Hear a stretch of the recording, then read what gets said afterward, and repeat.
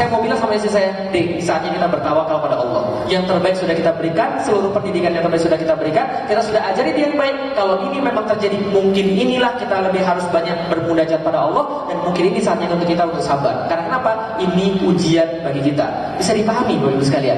Saya nggak menyesal. Maka saya nggak mau ketika anak saya ketika berdoa, Rabbighfirli wali walidayya warhamhuma kama rabbayani shaghira, dia doain pembantu. Atau dia doain guru-gurunya children daycare. Paham Ibu sekalian? Maka saya nggak mau. Maka saya bilang sama istri saya, bukan orang lain harus ngajarin anakmu menghafalkan Quran. Kamu yang harus menghafal Quran supaya anakmu belajar dari kamu. Bapaknya harus menghafalin Quran supaya bapaknya bisa ngajarin dia untuk menghafal Quran. Bapaknya harus paham tentang agama supaya dia bisa ngajarin anaknya tentang agama. Bukan berarti kemudian meremehkan sekolah, tidak. Tapi saya pengen agar dia doain saya. Kama rabbayani shaghira. Sebagaimana mereka mendidik kami ketika masa kecil. Tapi sekarang sudah hilang, terbuang percuma. Apalagi kemudian yang ada sekarang bisa kita lihat banyak sekali pertengkaran rumah tangga. Kenapa pertengkaran rumah tangga terjadi? Semua gara-gara tadi wanita terpapar di dunia luar, mereka dapat penghasilan. Yang sialnya kalau penghasilan laki-laki lebih kecil daripada penghasilan wanita. Biasanya wanita, mohon maaf, ini biasanya dengan semua, jadi besar kepala. Rumah kita bayar bareng, listrik kita bayar bareng, PAM kita bayar bareng. Kenapa harus kamu yang menentukan segala sesuatu? Kenapa harus kamu yang memutuskan segala sesuatu? Berantem. Yang lihat siapa? Yang kesian siapa? Anak-anak belum. Maka jangan heran tatkala anaknya besok bantah sama ibunya. Kamu nggak boleh begini. Siapa bilang saya nggak boleh begini? Kamu harus begini. Kenapa ibu ngatur-ngatur saya? Loh, kan saya ibumu. Loh, siapa yang minta kamu jadi ngelahirin saya? Loh, kamu ngelawan ya? Kamu juga ngelawan sama suamimu? Ayo. Itu kan ya? Karena mereka lihat. Mereka lihat apa yang terjadi di depan mata mereka, dan itu mereka jadikan dalil. Ketika suami kemudian boleh dibantah, kenapa ibu nggak boleh dibantah? Ketika kita bahas tentang keluarga, jangankan bicara keluarga dalam pandangan Islam. Jangan dulu deh kita bicara keluarga dalam pandangan orang Cina dulu deh. Ya kenapa? Kan ngomong orang Cina. Orang Cina punya satu pepatah, ikesan ikelauhu, satu gunung satu harimau. Kalau ada dua harimau pasti berantem. Betul begitu? Maka Allah telah menentukan di dalam Islam, ar-rijalu qawwamuna 'alan nisa. Seorang laki-laki pemimpin atas wanita. Di mana walaupun laki-laki itu kemudian dia memimpin, dia harus ditaati. Walaupun wanita mungkin benar di satu saat, tapi tetap pemimpinnya adalah laki-laki. Yang dia bukan berarti kemudian bantah, tapi sama-sama bareng-bareng. Tapi yang menentukan adalah laki-laki. Tapi tentu laki-laki yang tahu diri juga, bukan laki-laki yang bermaksiat. Laki-lakinya tahu diri, wanitanya tahu diri. Itu di dalam Islam. Maka muncul perselingkuhan dan sebagainya, muncul masalah keluarga dan sebagainya. Tingkat perceraian naik. Contohnya seperti apa lagi? Yang sangat jelas sekali, Miss World yang kemarin. Itu kan ya? Sorry, masih berlangsung sekarang, Miss World. Nah kenapa? Kita menolak Miss World itu bukan hanya karena kontes bikini. Yang kalau kontes bikini diganti jadi sarung, itu lantas jadi boleh. Tidak. Itu impor perang pemikiran.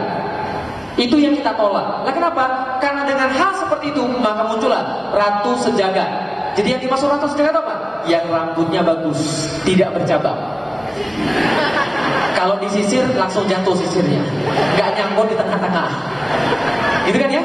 Yang shiny gitu kan ya, yang nggak ada ketombe. Terus apa lagi? Yang kulitnya mulus.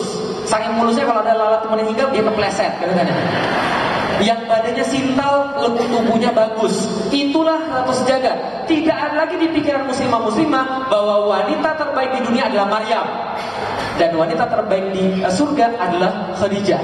Nggak ada lagi. Mereka nggak tahu lagi Khadijah. Mereka jangan tanya lagi tentang Maryam. Mereka nggak tahu. Kenapa? Yang dipikirin Ratu Dunia. Maka jangan heran pulang dari sini ketika melihat Miss World, orang-orang melihat Miss World, mereka kemudian terobsesi dengan memperbaiki penampilan fisik dan melupakan sama sekali isi daripada fisiknya. Betul begitu? Ini udah terjadi sekarang. Di Korea sudah begitu. Korea ibu bapak sekalian. Siapa yang nonton film Korea? Gak berani jawab. Oke, kalau gitu kita lihat. Nih, sebenarnya saya kasih tahu ya. Yang namanya film itu adalah ekspresi daripada kenyataan yang tidak pernah terjadi.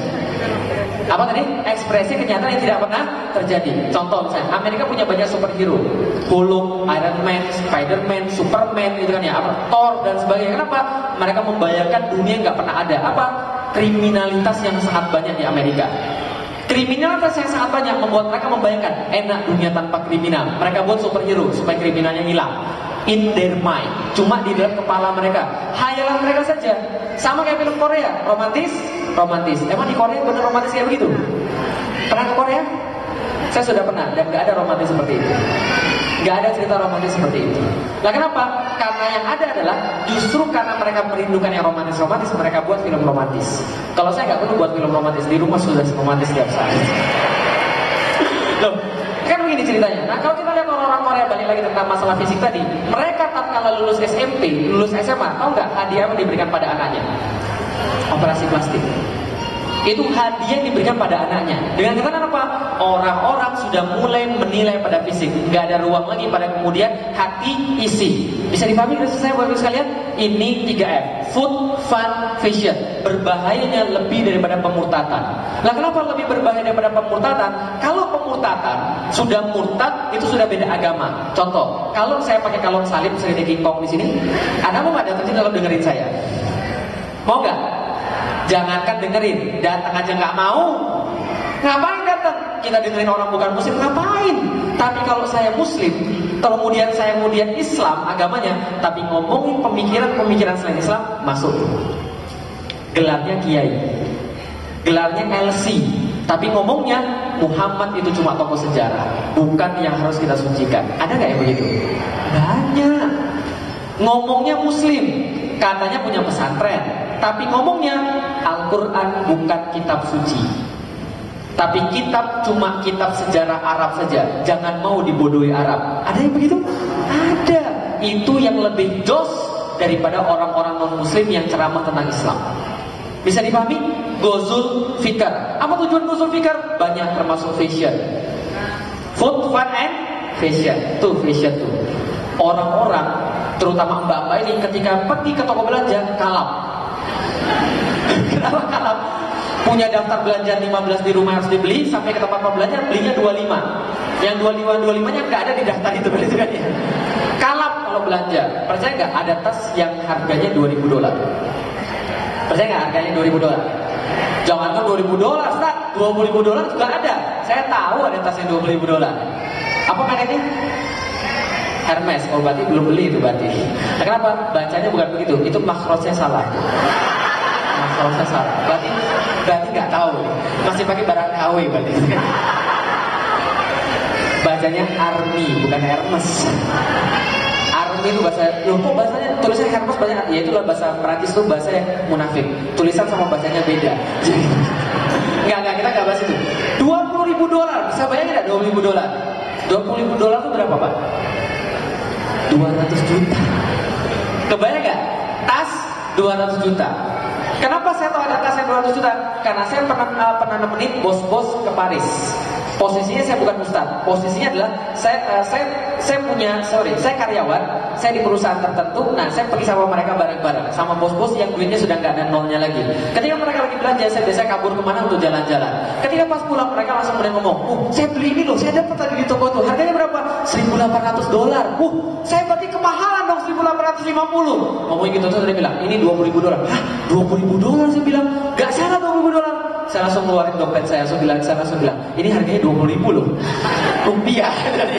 Ya sudah ada jampuran itu. Dia bilang, kamu malu-maluin aja, sini saya beliin dompetnya $300.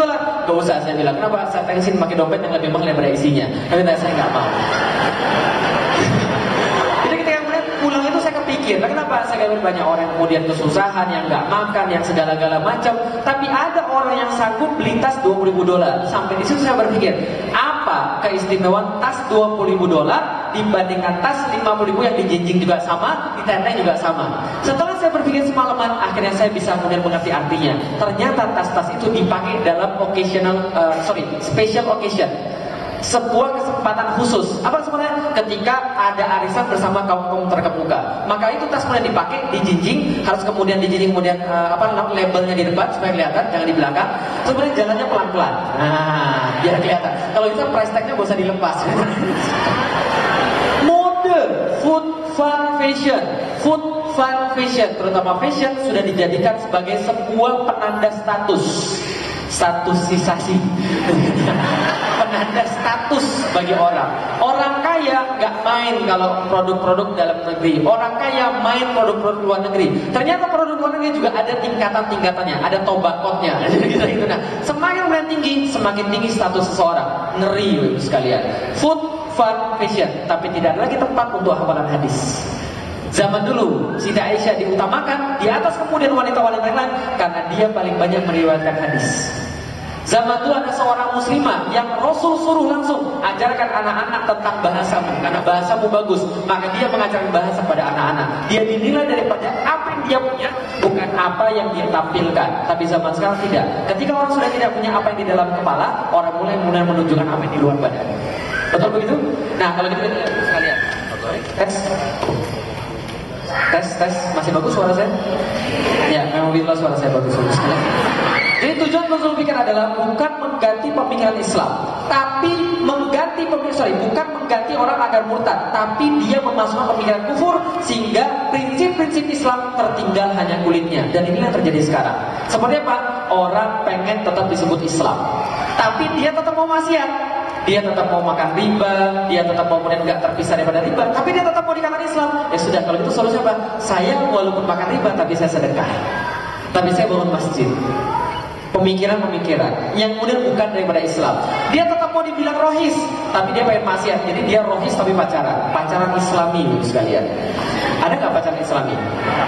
Ada, saya bilang nggak ada. Itu kemarin baru ada. Bagaimana pacaran Islam ini? Saya kasih tahu.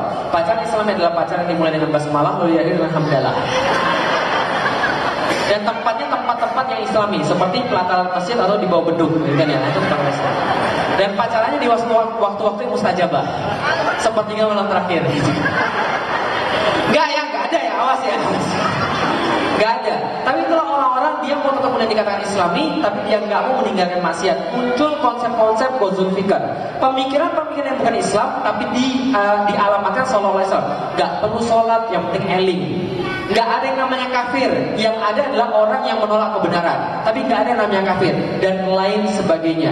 Hati-hati, sudah disebutkan sama ketua pemuda istiqomah tadi, banyak paham-paham sesat muncul di antara kita dan tidak jarang disampaikan oleh orang-orang cendekiawan yang terkemuka yang sering muncul di TV-TV.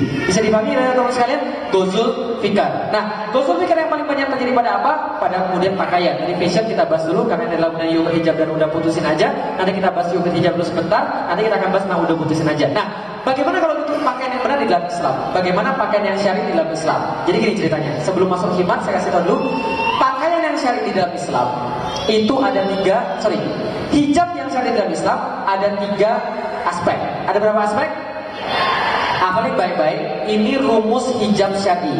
Rumus hijab syar'i 1 adalah 24.231.